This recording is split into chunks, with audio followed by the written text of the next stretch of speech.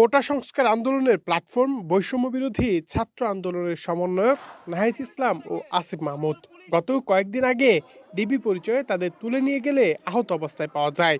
পরবর্তীতে চিকিৎসার জন্য রাজধানী গণস্বাস্থ্য নগর হাসপাতালে আনা হয়। তবে গতকাল হাসপাতাল সংশ্লিষ্ট সূত্রে জানা যায় এ দুই সমন্বয়ককে সাদা পোশাকের কয়েকজন তুলে নিয়ে যান। নিয়ে গেছে আধা ঘন্টা, তার মানে 4:20-এর দিকে।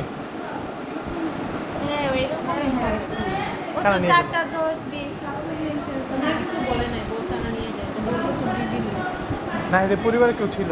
ওর বউ ওই যে ঘুমাচ্ছিল, ওনাকে তো আমরা জাগাইছি, যে ওনাকে ধরে নিয়ে যাওয়ার পর আমরা জাগাইছি। পোশাক না, উনি সিভিল ড্রেসে ছিল, চেক শার্ট পরা একটা লোক। কয়জনে নিয়ে গেছে? সব পুলিশের লোকজনই চলে গেছে উনি যাওয়ার পর। এদিকে নাহিদের বোন ফাতেমা তাসলিম জানান, তাকে ধমক দিয়ে নাহিদ আর আসিফ মাহমুদকে গোয়েন্দা পুলিশ তুলে নিয়ে গেছে। নাহিদকে আর আসিফ মাহমুদকে ডিবি তুলে নিয়ে গেছে হসপিটাল থেকে 3:30টায়।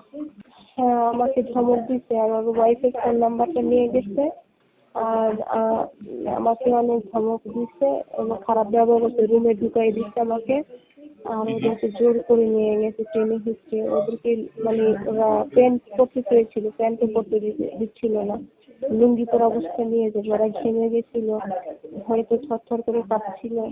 তবে শুক্রবার রাতে ডিবি প্রধান মোহাম্মদ হারুনুর রশিদ নিশ্চিত করে বলেন, নিরাপত্তার স্বার্থে তাদের ডিবি হেফাজতে নেওয়া হয়েছে। হুমায়ুন কবির মাসুদ, মানবজমিন, ঢাকা।